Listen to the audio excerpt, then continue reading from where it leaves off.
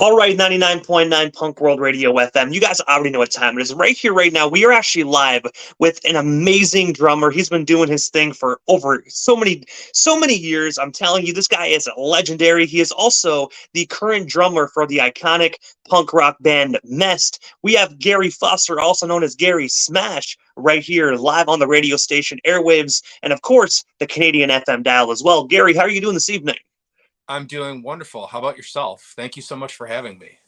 Hey, man, you are most certainly welcome. I've definitely been a fan of what you've been doing for so many years, man. So thank you so much for your time. And as for myself, I'm doing pretty good, man. Just enjoying this Friday night. And I got to say, I'm definitely happy that it's the weekend.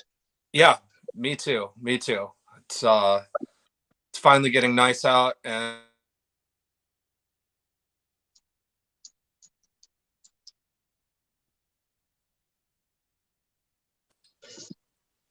did I get And you there? I actually, you froze up a little bit there, but I got to say, I agree with you though. It definitely is good to see the weather actually getting much warmer, man. I don't know about where you're actually located, but I'm out here in Canada, man. So our winters are pretty ferocious. Oh yeah, I live in Rochester, New York, so I'm very familiar with very similar weather. Oh yeah, pretty much. If it's snowing in Rochester, it's snowing here in Prescott. So we don't even need to get into that. We both know the treacherous feelings of winter. Yes, yeah, I'm about a mile away from Lake Ontario, so I experience all of that joy, or whatever you want to call it. But also, Gary, I know you're a busy individual, man. So I'm going to dive right into this interview. But I got to take you back to the beginning of your amazing career this far, and I have to ask, man, what actually originally inspired you to pursue a career within the music industry, man? Because you are honestly such a stellar drummer. Oh well, thank you. That's very kind of you to say.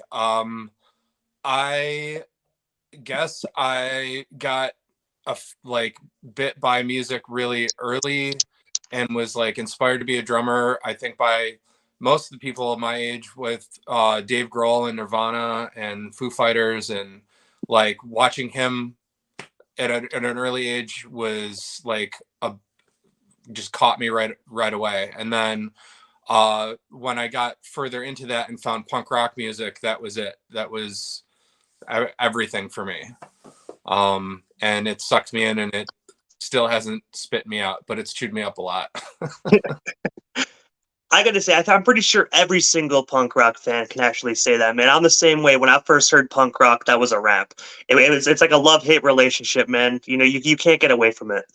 Yeah, no, it's everywhere, and it's followed me everywhere I've gone my whole life, and it's always been a good friend, though, you know. And also, as well, in the mid to late 2000s, you were actually a member of the amazing Rochester, New York-based band titled The Sunstreak. I was wondering if you can actually tell us a bit more about this earlier venture within your career, and of course, how did you guys actually get connected and form this amazing band? Oh, sure. This is a cool story. So I joined the Sunstreak in like the beginning of 2005 ish, and we had they had previously been a band called One Year Nothing, and I had done some touring with them with my old punk rock band, and we were all friends, and they needed a drummer, and I heard their new record and fell in love with it. It was just one of those things where I'm like, oh my God, I want to be a part of this. Like, what do I need to do to play these songs? And luckily for us, we had all developed like a really good relationship with Kevin Lyman, from who runs Warped Tour. It was like his thing. And he had given us an opportunity to be a barbecue band on the 2006 Warped Tour, which was like a coveted, like, you know, it's an honor. It's like one of the hardest, craziest things I've ever done, but it's also a badge of honor that I wear, being able to do that. And that was a big kickstart for my music career in general, is because of Warped Tour and Kevin Lyman and everybody involved with Warped Tour.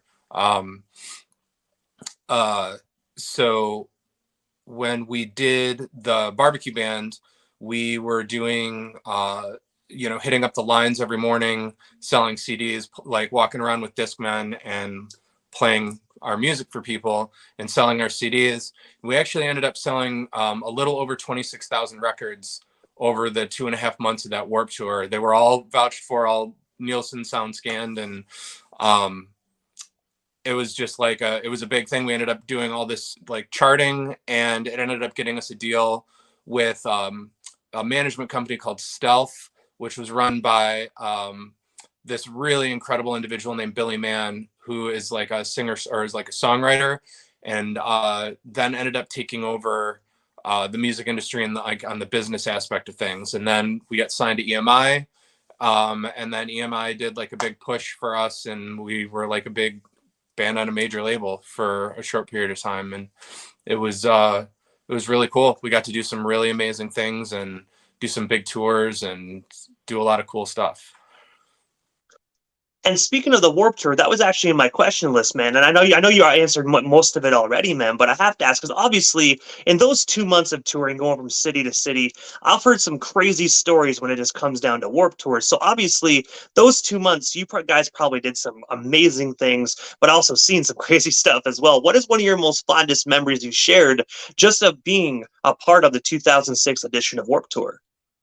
Well, it was interesting because that was actually my fourth or fifth year of actually doing Warped Tour.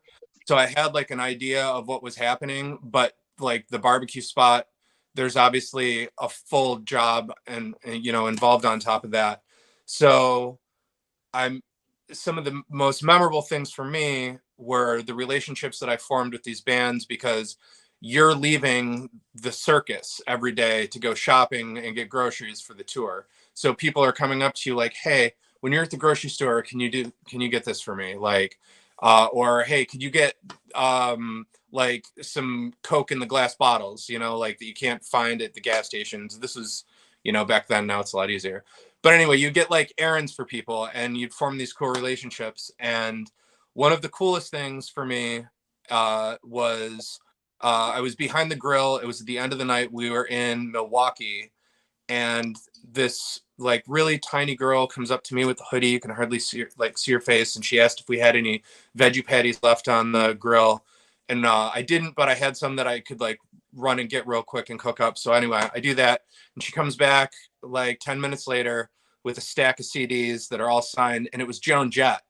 And I was so tired and like so distracted, and it was so late that was going on that I wasn't paying attention. And like she's a very recognizable, charismatic person, and she was not hurt. She was just like, I'm tired, I'm wearing a hoodie, and like she was kind of disguised. And she gave me a big hug, and I'm like, wow, I just cooked Joan Jett like a veggie burger. Like it's fucking wild. It's something silly, but still like it's a wild, kind of a wild story. I guess that's actually pretty cool. Did you find out it was Joan Jett while she was still in front of you, or did like Yeah. afterwards someone go like, "Yo, man, like you realize you just cooked a burger for Joan Jett and had no clue"? No, I knew who it was. I mean, she was the first time I ever felt starstruck on like all the years of Warped Tour and all the people that I met. The kickoff party at the '06 Warped Tour, we were all in this like big enclosed pavilion, and it was like a big fun party. And when she walked into the room, the music stopped, and it was just like everybody was just like, whoa, that's Joan Jett. And like she just brought this energy in, and it's still very, very memorable. So And also, as well, while we're still on the topic of this amazing band, you guys also dropped an album by the name of Once Upon a Lie in the year 2009, and that was your album that actually dropped on EMI. I was wondering if you can actually take us back and tell us a bit more about this amazing album, man, because honestly, back in the day, that was one of my favorite albums that you guys actually dropped. oh, no kidding. That's really cool. Well, we had worked on that record and produced. We used the money that we made as the barbecue band to help produce this record that we did all on our own. We ended up putting out, I think it was like 18 songs originally, and then EMI had heard it, or the specific individual named Jack Ponte heard it and loved it, and we got the call from management that they were interested. And so then when EMI went through, we ended up putting out the record that you can still get now, which has a few less tracks on it, but it was a really wild campaign. We also, going out on that to promote that record was very interesting because we got to do some things that nobody was able to do prior, and I don't think has been able to do since we did it, which was we were able to play in schools. And so it was this crazy campaign to push our single, which was called Until I Met You. So we would do like a radio interview in the morning and a performance. And then we'd go to a high school and we'd do an acoustic set and like give out the record. And then we would play a show that night in whatever city that we were in. So we were doing like a lot of performing. It was exhausting. It was really like, it was a grind. And we did that for the better part of a year, maybe a little longer than a year. But it was cool because you could walk into like Walmart and Target and there'd be a big cardboard cutout of my big stupid face. And that was kind of neat for like my family and stuff to see. But that record, we worked really hard on that. And that was just some very memorable experiences there. Like as far as like the songwriting went and like the amount of people that really worked on writing that record. It was awesome. And if you don't mind me asking, then I normally I don't ask these kind of questions, but you guys had such an amazing track record. You know, you guys were signed to EMI. You guys had a lot of a major traction. What actually made you guys decide to go your separate ways and actually kind of branch off? Because honestly, you guys had such amazing potential, especially when Once Upon a Lie dropped. Yeah, you know, there was a lot of things that were involved in it. The band, as far as the record went, the record did well. You know, everybody, you know, we got a lot of positive feedback about that, but it didn't take off. You know, we pushed and really everybody did everything that they possibly could to get that music out, and it just didn't do as well as we thought it was going to. And then at that point, I had some personal issues with my family. My mom had become really sick, so I'd been doing a lot of like I was touring, but I was also coming home constantly to be with her and help manage that situation. So it's really kind of we had really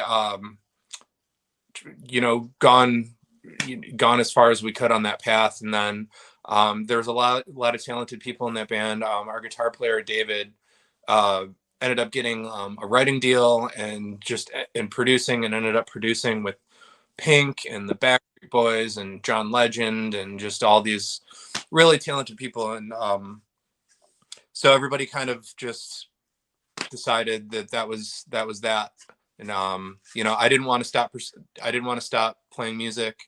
I know David didn't, and everybody else just kind of it's like, okay, we've done it. Like it's time to do something else. But I still love it, and I'm still incredibly proud of it. I think we all are. And also as well, you are actually an official artist of the company TRX Symbols Co. I was wondering if you can actually tell us a bit more about that business partnership, and of course, how did you actually become one of their official artists? Yeah, I've been with TRX now since 2019. They've been just an incredibly helpful company as far as helping develop me as an artist, supporting myself as well as like all the other artists and their roster. You know, from overnighting me cymbals to like letting me try new things and just doing a lot of really nice promotional stuff. They've been really wonderful. All the companies that I have the privilege of working with have been really great for me. And I'm proud to have my name attached to them because they do so many great things for not only the artists on their roster, but just for musicians in general, and really getting the word out that like anybody can do this, you know, which is really punk rock to me, because punk rock is, you know, anybody can do punk rock. That's why it's so awesome. And so I think that, you know, TRX and SJC and London Drumstick Company, they all have that mentality. And, you know, it's like, they're not, everybody is, you know, everybody is carrying the weight of it. So it's cool.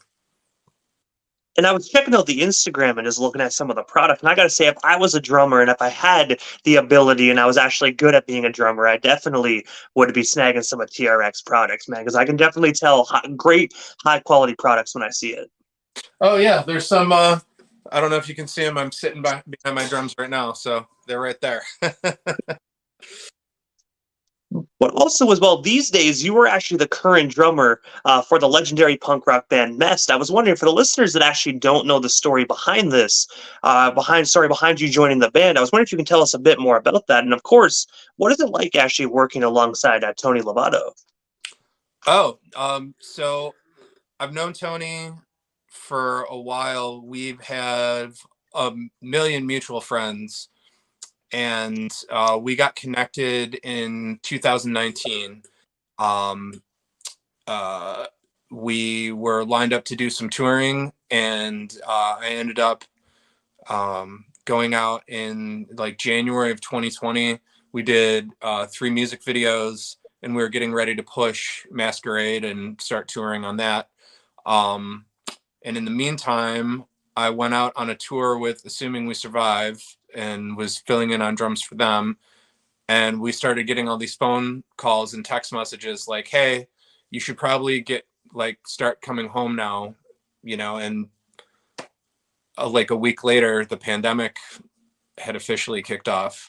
So yeah, getting together with Tony was, you know, it's been what 4 years now.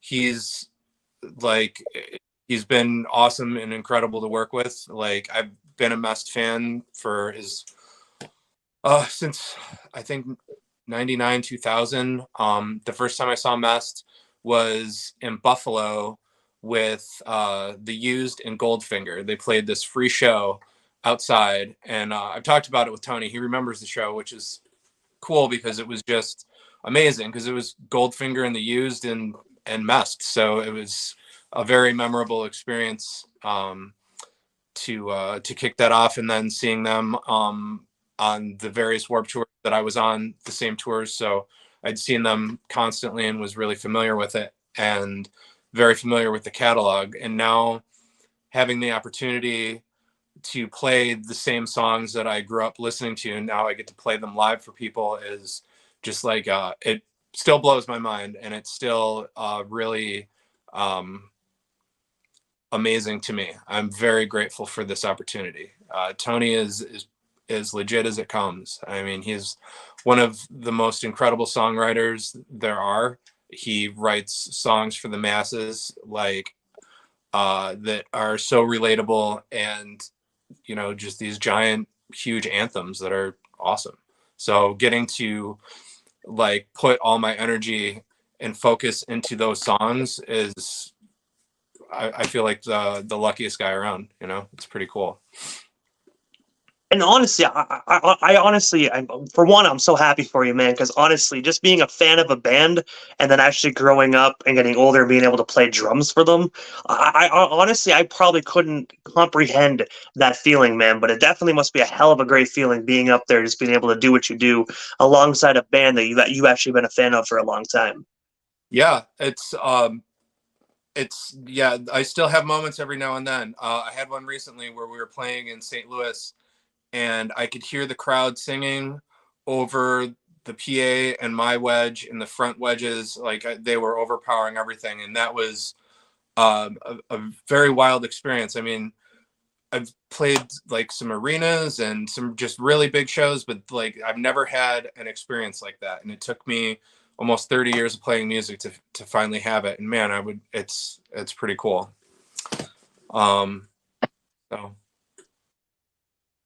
And also, as well, during my interview with Tony last month, he was actually speaking about a brand new MEST album that is actually currently in the works. From what you are allowed to speak about, Gary, I was wondering if you can actually tell us a bit more about an update on this up and coming album, and of course, like, what can we actually expect from it? In your words, like, when it does drop to the general public? Because honestly, as a MEST fan, I'm super stoked just to know that you guys are cooking up another record. Well, I can tell you um, that this record is unbelievable.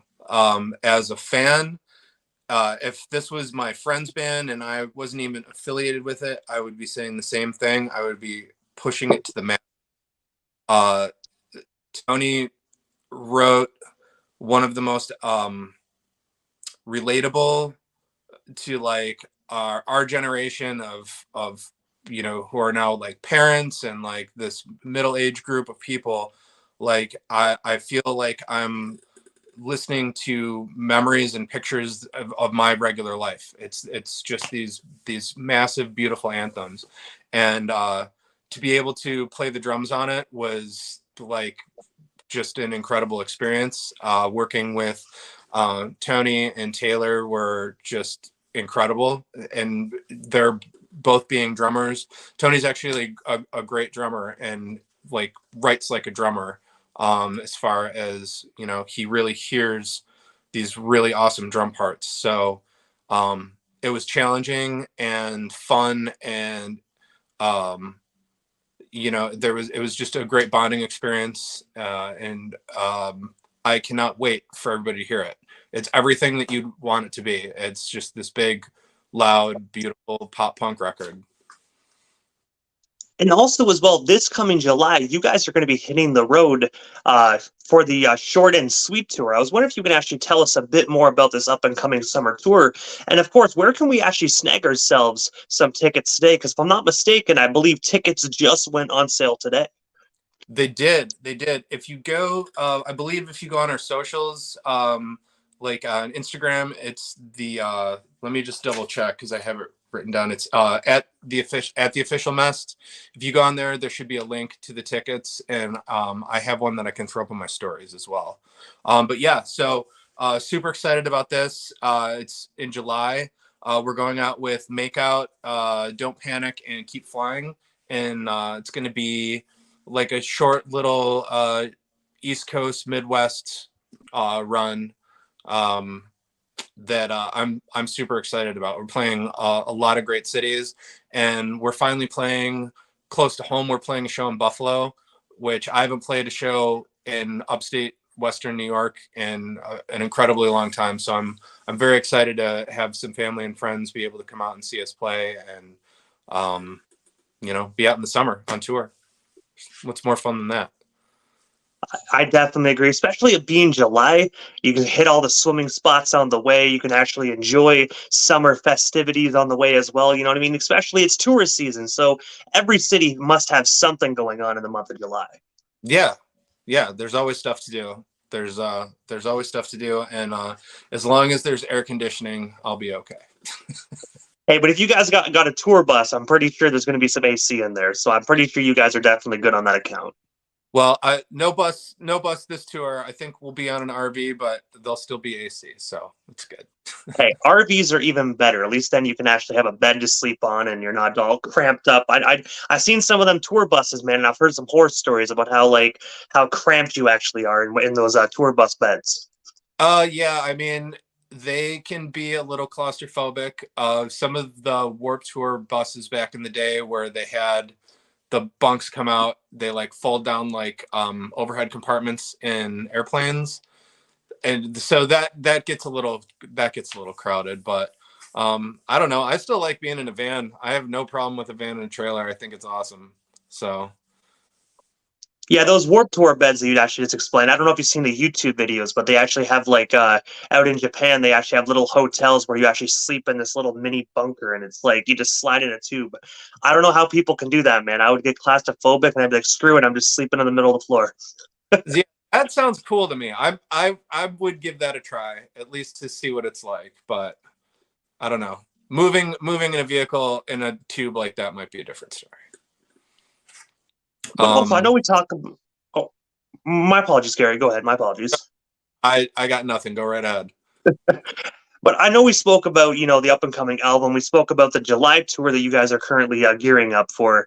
But is there anything I happened to miss during this evening's interview? Anything else you still want to talk about or promote? Sure. Or we still got to hear live on Punk World Radio? Well, thank you everyone for listening. We've got a couple more things coming up. We're doing the Four Chord Music Fest in August that I'm thrilled about. That's going to be super exciting. And then we're doing a fall tour September, October with Bowling for Soup and Authority Zero. And that's a full US tour.